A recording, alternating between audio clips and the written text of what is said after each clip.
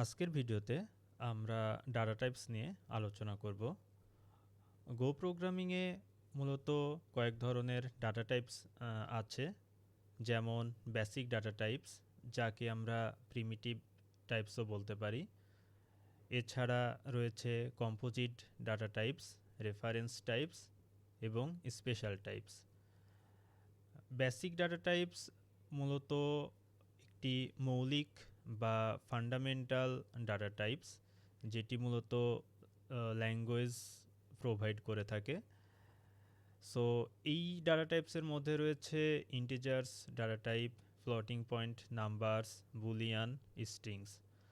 আর composite যে data টাইপসটি সেটি মূলত এক বা একাধিক প্রিমিটিভ টাইপস ডাটার একটি কম্বিনেশন, যেটি একটি কমপ্লেক্স ডাটা টাইপস। যেমন এই ডাটা টাইপসের মধ্যে রয়েছে অ্যারেজ, স্লাইস, স্ট্রাক্ট, ম্যাপস। সো এইগুলো হচ্ছে কম্পোজিট ডাটা টাইপস। এবং রয়েছে রেফারেন্স টাইপস। রেফারেন্স টাইপসের মধ্যে রয়েছে মূলত পয়েন্টার্স। এটি একটি বিশেষ ধরনের ডাটা টাইপসও বলা যায় এটিকে, কারণ এটি মূলত এক্স্যাক্টলি কোনো ডাটা হোল্ড করে না। এটি মূলত একটি ডাটা যে আমাদের যে মেমোরিতে স্টোর হয়, মানে মেমোরিতে স্টোর হয় একটি ভেরিয়েবলের মাধ্যমে। সো ভেরিয়েবলটা আমরা যখন প্রোগ্রামিং প্র্যাকটিস করব তখন আমরা দেখব ভেরিয়েবলটা কি। সো ভেরিয়েবল মূলত হচ্ছে একটি ডাটা হোল্ডার বা একটি ডাটাকে সে হোল্ড করে রাখে। সো ভেরিয়েবল যখন একটি ডাটাকে হোল্ড করে, সে তো অবশ্যই মেমোরির একটি এক্স্যাক্ট লোকেশনে হোল্ড করে, মানে আমাদের কম্পিউটার বা মেশিনের। সো ওই ভেরিয়েবলটা মূলত যে ডাটাটা হোল্ড করে সেটি একটি মেমোরি অ্যাড্রেসে থাকে। সো সেই অ্যাড্রেসের যে টাইপটা সেটাকেই মূলত পয়েন্টার্স বলা হয়। আরেকটি রয়েছে স্পেশাল টাইপস, যেখানে রয়েছে রুন এবং বাইট। রুন মূলত হচ্ছে আমরা যখন বাইনারি ডাটা নিয়ে কাজ করব তখন আমরা এই রুন ডাটা টাইপটা ব্যবহার করব। এবং বাইট হচ্ছে একটি ইউনিকোড ক্যারেক্টার্স নিয়ে যখন আমরা কাজ করব তখন আমরা বাইট ডাটা টাইপটি ব্যবহার করব। সো আমরা যখন হচ্ছে প্রোগ্রামিংয়ে ড্রাইভ করব তখন ইনশাল্লাহ এগুলো নিয়ে ডিটেলস আলোচনা করব। এখন আসি যে এই যে ডাটা টাইপস, এই ডাটা টাইপসটা আমাদের কেন জানা প্রয়োজন, মানে এই ডাটা টাইপসটা মূলত আমাদের কি বেনিফিট দেবে। সো আমরা জানি যে কম্পিউটারের যে মেমোরি থাকে সেটা অবশ্যই একটি এক্সপেন্সিভ বা কস্টলি।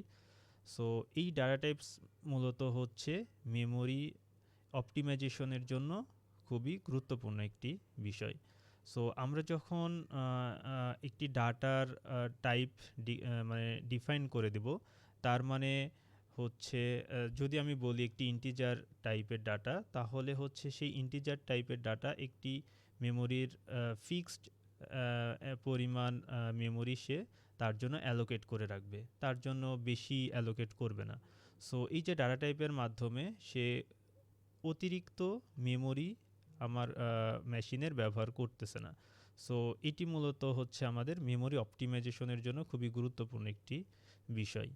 এছাড়া যেরকম ডাটা ভ্যালিডেশনের একটি বিষয় রয়েছে, এক্সাম্পল হিসেবে বলা যেতে পারে যে মনে করুন যে 2টি নাম্বার আমাকে যোগ করতে হবে, যে 2 আর 2 4। সো আমি কখনো 2 এর সাথে একটি ওয়ার্ড বা যেরকম বা একটি স্ট্রিং প্রিমিটিভ, এই দুইটি যেরকম আমরা যোগ করতে পারবো না। সো এই যে মানে ভ্যালিডেশনের পার্টটা, সেটাও হচ্ছে ডাটা টাইপ নির্ধারণ করে থাকে। এছাড়া আমরা বলতে পারি ক্লিন কোড লেখার ক্ষেত্রে, সো আমাদের যখন একটি বড় আমরা প্রোগ্রাম লিখব তখন অবশ্যই আমি একটি ভেরিয়েবল বা দেখে বুঝতে পারবো যে এই ভেরিয়েবলটা মূলত কী টাইপের ডাটা হোল্ড করতে যাচ্ছে। সো এইগুলো মূলত হচ্ছে এছাড়া আরও অনেক বেনিফিটস রয়েছে। সো এগুলো মূলত মেইন বেনিফিট ডাটা টাইপসের।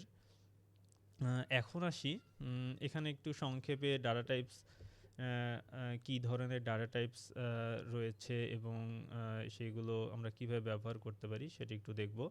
যেরকম ইন্টিজার্স যে ডাটা টাইপ রয়েছে তার মধ্যে রয়েছে একটি ইন্ট, যেটি একটি ডিফল্ট ইন্টিজার টাইপ।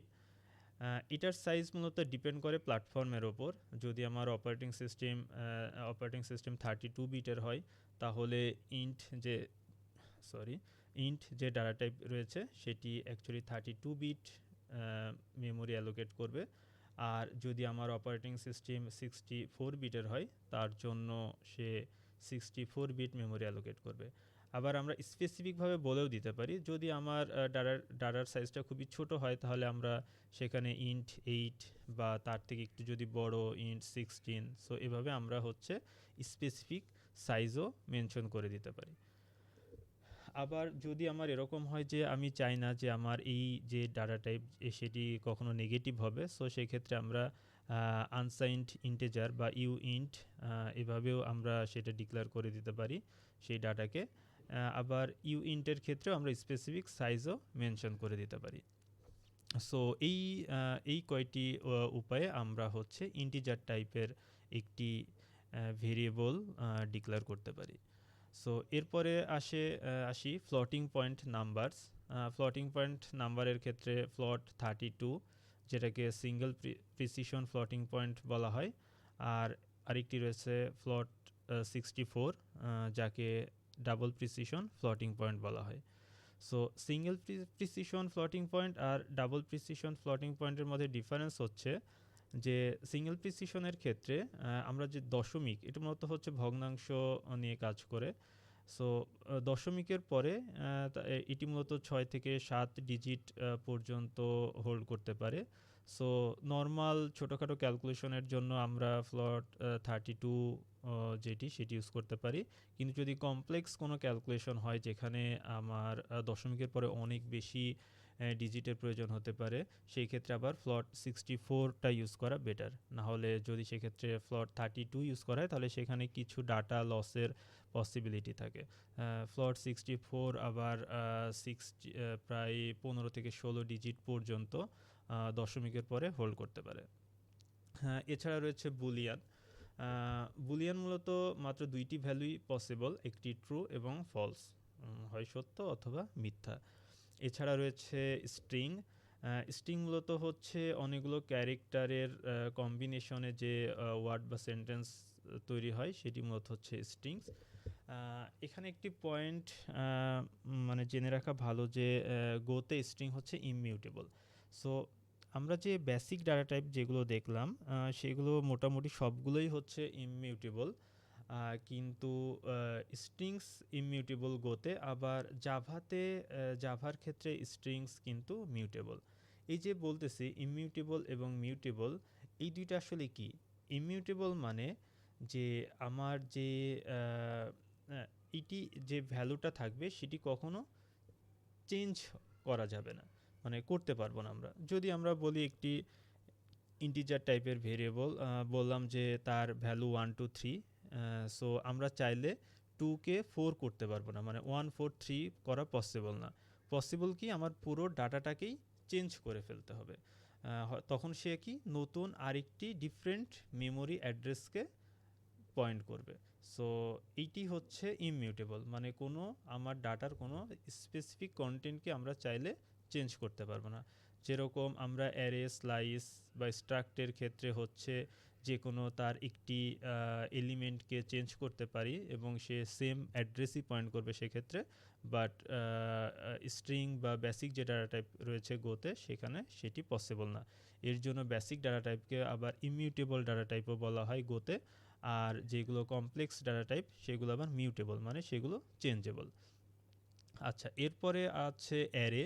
অ্যারে হচ্ছে একটি ফিক্সড সাইজ এলিমেন্ট নিয়ে গঠিত। সো সেম টাইপের হতে হবে, এখানে ডিফারেন্ট টাইপ হওয়া যাবে না। সো অ্যারের যে এলিমেন্টগুলো হবে সেইগুলো হয় সবগুলো ইন্টিজার টাইপ, অথবা সবগুলো বুলিয়ান টাইপ, অথবা সবগুলো স্ট্রিং টাইপ, এরকম হতে হবে। আর এটির সাইজ অলওয়েজ ফিক্সড থাকবে। আমি যদি বলি যে একটি অ্যারে যেটার সাইজ হচ্ছে 10, তার মানে সে অবশ্যই 10 ম্যাক্সিমাম 10টি এলিমেন্ট সে হোল্ড করতে পারবে, এর বেশি সে হোল্ড করতে পারবে না। এরপরে রয়েছে স্লাইস। স্লাইস হচ্ছে কি একটি ডাইনামিক অ্যারে। সো অ্যারের যে মানে ইয়াটা রয়েছে, মানে এটাকে কি বলে যে প্রতিবন্ধকতাটা রয়েছে অ্যারের ক্ষেত্রে, সো সেইটি আবার স্লাইসের ক্ষেত্রে সেটি নেই। সো স্লাইস সেটি হচ্ছে চাইলে আমি স্লাইসের সাইজটাকে বৃদ্ধি করতে পারি বা আবার চাইলে শ্রিঙ্কও করতে পারি। সো এখানে কোনো হচ্ছে বাঁধা ধরা নিয়ম নেই যে স্লাইসের সাইজ হচ্ছে এতই হতে হবে, ঠিক আছে, একটি ফিক্স সাইজ হতে হবে এরকম কিছু না। বাট স্লাইসটা কিন্তু বিহাইন্ডে তার একটি অ্যারে ইউজ করে। সো এটা আমরা যখন হচ্ছে স্লাইস নিয়ে আরও আলোচনা করব তখন ইনশাল্লাহ বুঝতে পারবো আরও ভালো মতো। এরপরে রয়েছে স্ট্রাক্ট। হ্যাঁ, স্ট্রাক্টটা মূলত হচ্ছে অনেকগুলো ভেরিয়েবলস যখন আমরা গ্রুপড করে একটি সিঙ্গেল ফর্মে নিয়ে আসবো তখন সেটাকে অ্যাকচুয়ালি স্ট্রাক্ট বলবো। যেরকম হতে পারে একটি পার্সনের একটি পার্সনের নাম থাকতে পারে, তার জেন্ডার থাকতে পারে, তার এজ থাকতে পারে। সো এখানে কোনো হচ্ছে ডাটা টাইপের কোনো রুলস নেই যে সবগুলো স্ট্রিং হতে হবে বা সবগুলো ইন্টিজার হতে হবে। সো এখানে ডিফারেন্ট টাইপের যে ডাটাগুলো একসাথে কম্বাইন্ডলি থাকতে পারে। যেরকম একটি পার্সনের ক্ষেত্রে নাম তার স্ট্রিং হতে পারে, জেন্ডার স্ট্রিং হতে পারে, আবার এজ হতে পারে ইন্টিজার।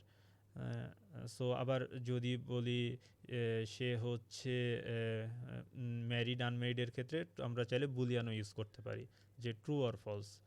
সো এটি হচ্ছে স্ট্রাক্ট। এরপরে রয়েছে হচ্ছে ম্যাপস। ম্যাপস হচ্ছে কি ভ্যালু পেয়ার। এখানে কিটাকে অবশ্যই ইউনিক হতে হবে, ডুপ্লিকেট হওয়া যাবে না। সো এরপরে রয়েছে পয়েন্টার। পয়েন্টার হচ্ছে অলরেডি আগেই পয়েন্টার নিয়ে বলেছি যে আমাদের পয়েন্টার মূলত কি করে, যে একটি অ্যাড্রেস হোল্ড করে, মানে যে ভেরিয়েবলটা থাকে সেই ভেরিয়েবলের অ্যাড্রেসটা হোল্ড করে, সে ভ্যালুকে হোল্ড করে না, মানে স্পেসিফিক ডাটাকে হোল্ড করে না। সে ডাটাটি যেই লোকেশনে স্টোর আছে সেই লোকেশনের অ্যাড্রেসটা হোল্ড করে। সো সেটি হচ্ছে পয়েন্টার। ওকে, সো আজকে মূলত এটি। সো আমরা ডাটা টাইপ নিয়ে আলোচনা করলাম। সো নেক্সট ভিডিওতে ইনশাল্লাহ আমরা ছোট একটি প্রোগ্রাম রান করব এবং সেখানে আরও আস্তে আস্তে আরও আলোচনা করব ইনশাল্লাহ।